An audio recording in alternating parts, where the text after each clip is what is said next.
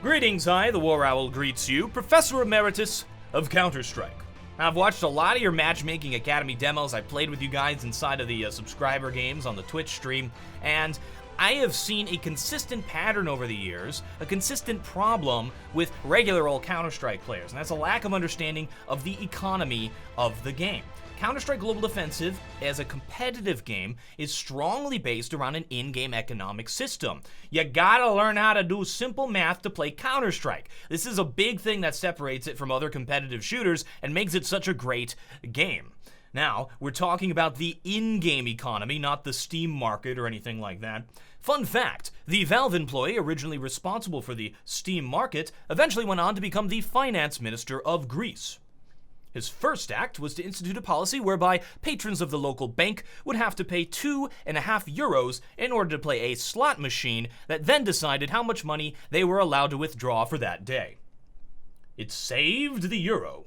The first principle of CSGO economy: your money is not your money, it's your team's money. But TheWarOwl, that's communism. Well, not really. Even in great modern developed capitalist nations, money is shared between members of the family unit. For the duration of the game, your team is your family. You know that guy who asks you to buy him an AWP every round at the expense of your armor and gets pissy if you refuse?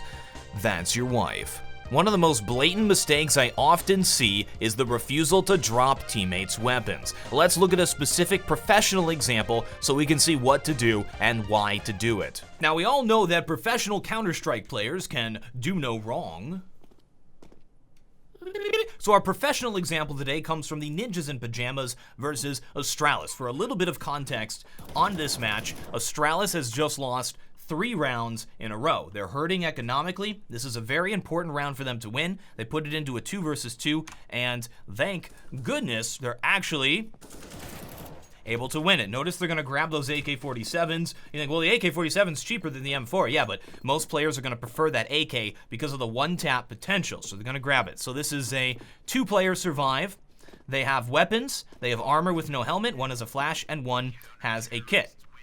Now, what I want to try and teach you guys here in this situation is when you save weapons and some of your teammates die, it actually usually, like most of the time, makes sense for you to drop your weapon for your teammates, even if they have enough money to buy for themselves. So let's look at the economy on this round. The 2 players who survived with those AKs, 3750, important number. 3750 is the minimum amount you need as a CT to buy armor and an M4 with no helmet. Everybody meets that except for Device. So you'd think, like in a normal game, Device would say, hey, I need a drop. And then Zipix would probably drop him the AK-47 or buy an M4, drop him the A4 and grab the AK-47. It's a much better idea for both Zipix and Kazherby to drop their weapons for their teammates. If 3 of them survived, 2 of them should have dropped for the other player. And the reason is, if you survive a round, you still get the reward money. And you also get your armor that you had on that previous round. So they don't have to rebuy that armor, I guess, unless they want to get a helmet, which they don't really need a helmet for the next round. It makes sense economically in order to allow those players with a little bit less money to buy up utility on this round, to get a kit maybe, or more importantly, to get some nades and to get that armor. So let's see what happens. We'll watch it in a slow motion here, just to prove to you that what I'm saying is how the professional players do it. It's how you should be doing it, and it's a mistake I see quite a bit. So first is going to be Zipix. He throws that AK-47 out there. Here's Kazherby with his AK-47. Looking at Glaive. Looks like Glaive bought his own M4. And he drops the M4 out there. So those are drops for Dupree and Device. Both on the ground as they buy up their own M4s. And if we speed it up a little bit, we now look where we are. And these players all have weapons. They all have armor. It looks like Device and Kazherby were both able. It looks like Kazherby actually bought up a helmet there. So we have 2 players with helmets, 2 players with kits, and a lot of smokes, flashes, Molotovs, and yummy goodness like that. Yummy goodness, what the? The second principle of CSGO economy is always do the math. In order to understand what to buy at any given time, you need to understand how the money system works. Here's my economy cheat sheet. You can print this out or open it up on a second monitor as you play until you develop a good sense of the numbers. Many players wrongly assume that rounds are simple buys or saves. By doing some simple math and remembering a few numbers, we can make better economic decisions. Here are a few numbers to remember. $3,700. That's the price of armor, helmet, and an AK-47. This is the minimum amount you'll need to buy on the T side. Every extra dollar goes towards your nades. $4,100. That's the price of M4 helmet and armor. This is the minimum you need on the CT side on an anti-eco. You definitely want a helmet for anti-eco, but if money is tight and you're going up against AKs and ops, you only really need $3,750. So remember that number as well. $3,750, the price of M4 and armor without helmet. Again, everything extra is for nades, with $400 for at least one player to purchase a defusal kit. Quick tip! You don't need every player to purchase an expensive $400 kit. The optimal way to purchase kits is to have each bomb site anchor purchase one, so you have a kit on each side of the map. When a player dies with a kit, they should remember to call the kit's position so their living teammates know where it is if they need to get it. Quick tip over! Let's look at an example from one of your games, one of the Matchmaking Academy submitted demos, to see how we could better use these numbers to make better buying decisions. This is amazing. So I grabbed the first Matchmaking Academy demo off the top of the pile, the most recent one submitted to me because I knew I'd find economic mistakes inside of it, specific ones I wanted to show, but as I was going through, this is the first thing that I saw that just shocked me. So the demo was actually sent in by this Smitty guy, right? Check this out. He's got 9,200 right now. One of his teammates has 1,400. It's very, very obvious that this player should drop for him, but watch what happens. Instead of dropping for this player, he buys up AWP, full utility, still has 2,400 left. So it's more important for him to get his kit, to get his smoke, his flash, to have an AWP on this round, to have a helmet against, what? Okay, they're buying weird stuff on the other team as well, so I don't even know when you get down to Master Guardian games. But look at that. He doesn't buy for this poor guy, and he forces him to play with a P250 on a buy round. That is absolutely unacceptable, as was missing that shot. Master Guardian level matchmaking. That's here.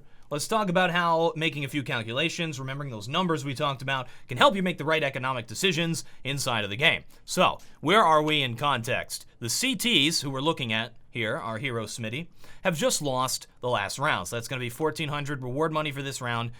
We can see what their money is right now. There's a little bit of a back and forth going. So we have a CT win, T win, CT win, T win.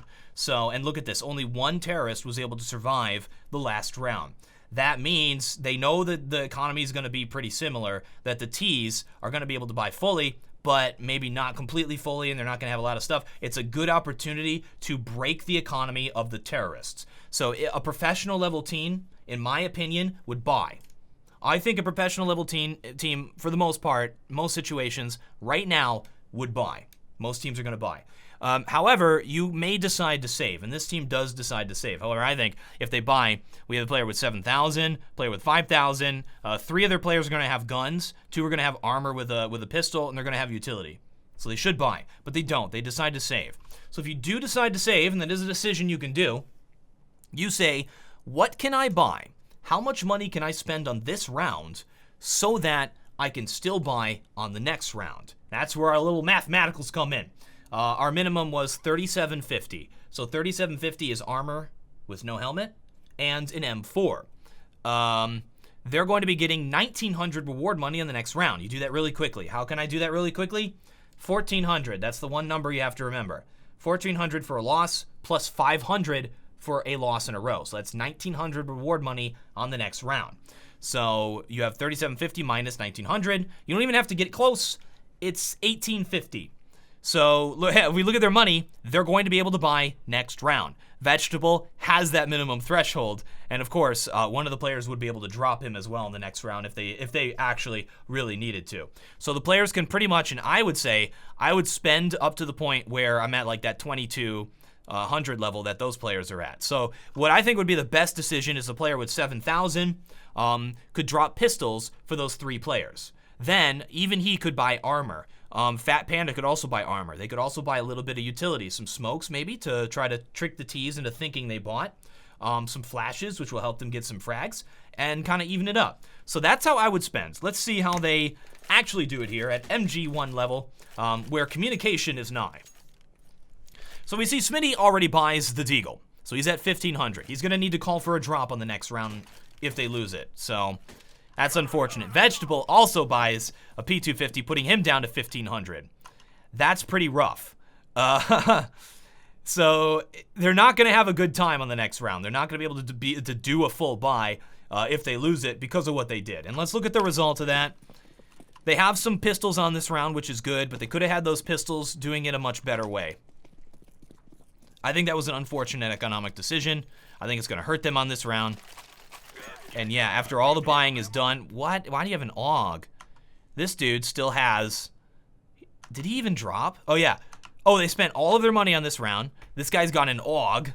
We have one player with an SMG, where if they did it my way, they'd all have rifles. And Vegetable doesn't have armor. Goodness. So it's not like super bad, but it still is not optimal. And I think just making the right decisions optimally, you know, economically, you can give yourself a good competitive advantage. I know some people have this strange aversion to doing simple math, but let's get real. It's not that difficult. You're just doing simple addition, subtraction, and remembering a few values. And for the most part, your math can be fuzzy. You don't have to get it 100%. Just develop an idea of when you should be buying and what you should be buying. The more of you out there who understand the meta game of the economy, the better all of our games are gonna be. All of this being said, we have but one final principle of CSGO economy to take us back to the beginning and go full circle. Buy as a team.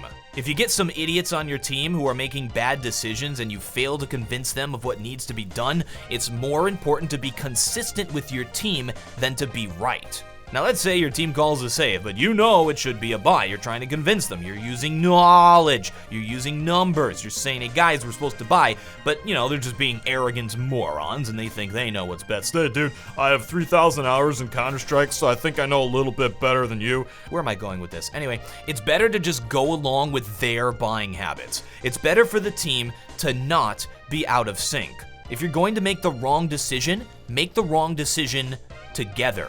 As I said, your team is your family, and sometimes you have to indulge your family members in order to prevent it from becoming dysfunctional. Be the bigger man. Thanks for watching. I'm TheWarOwl, and I still have no closer.